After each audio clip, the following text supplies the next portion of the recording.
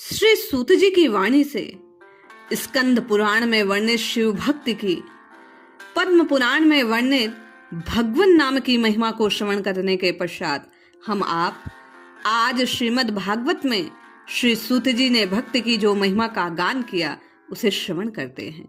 जय श्री हरि। पूज्य गुरुदेव के चरणों में प्रणाम। सभी नाम नष्ट साधकों को जय जय श्री सीताराम।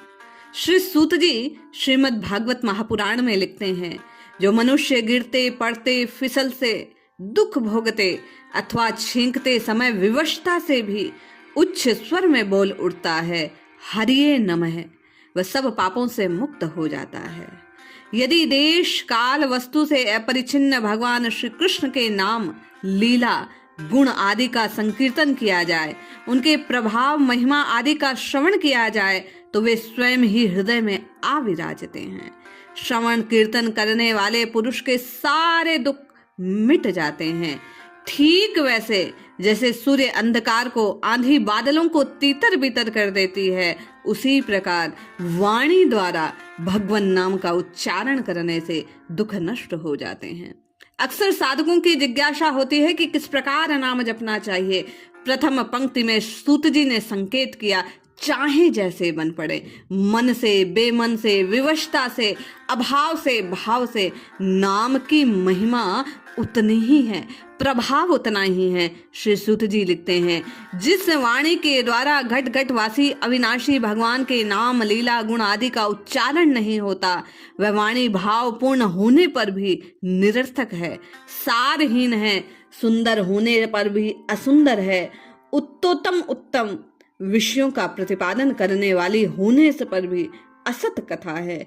जो वाणी और वचन भगवान के गुणों से परिपूर्ण रहते हैं, वे परम पावन हैं, वे ही मंगलमय हैं, वे ही परम सत्य हैं। जिस वचन के द्वारा भगवान के परम पवित्र यश का गान होता है, वह परम रमणीय, रुचिकर, प्रतिक्षण नया नया जान पड़ता है। उसी से अनंत काल तक मन को परम आनंद की अनुभूति होती है। मनुष्यों का सारा शोक, चाहे वह समुद्र के समान लंबा या गहरा क्यों न हो, उस वचन के प्रभाव से सदा सदा के लिए सूख जाता है। ऐसी भगवान नाम की शक्ति है। सूत जी कहते हैं, जिस वाणी से चाहे वह रस भाव अलंकार आदि से युक्त ही क्यों ना हो, जगत को पवित्र करने वाले भगवान श्री कृष्ण के यश का कभी गान नहीं होता। वह तो कौओं के लिए उच्छिष्ट फेंकने के स्थान के समान अत्यंत अपवित्र है। मान सरोवर निवासी हंसों के समान ब्रह्म धाम में विहार करने वाले भगवत वचन वर्णार चरणार विंद आश्रित परमहंस भक्त उनका कभी सेवन नहीं करते। निर्मल हृदय वाले साधु जन तो वहीं निवास करते हैं जहां भगवान रहते हैं। इसके विपरीत जिसमें सुंदर रचना भी नहीं है, जो व्याकरण आदि की दृष्टि से दूषित शब्दों से युक्त है, परंतु जिसके प्रत्येक श्लोक में भगवान के सुयत सूचक नाम जुड़े हैं, वह वाणी लोगों के सारे पापों को नष्ट करने वाली है। क्योंकि सत्पुरुष ऐसी ही वाणी का श्रवण गान और कीर्तन किया करते हैं। वह निर्मल ज्ञान भी जो मोक्ष की प्राप्ति का साक्षात साधन है, यदि भगवान की भक्ति से रहित हो तो उसकी उतनी शोभा नहीं। फिर जो कर्म भगवान को अर्पण नहीं किया गया, वह चाहे कितना ऊंचा क्यों न हो, सर्वदा अमंगल रूप दुख को देने वाला है। वह तो शोभन वर्णीय हो ही कैसे सकता है। वर्णाश्रम के अनुकूल आचरण, तपस्या, अध्ययन आदि के लिए बहुत बड़ा परिश्रम किया जाता है, उसका फल यश अथवा लक्ष्मी की प्राप्ति है।